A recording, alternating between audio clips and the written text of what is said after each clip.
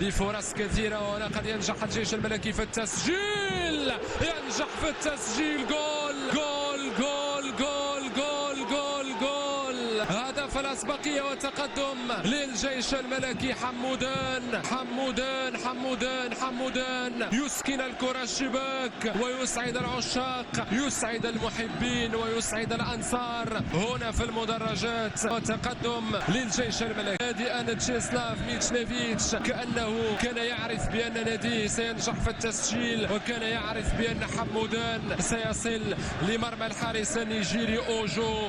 تصبح النتيجة هدف مقابل لا شيء.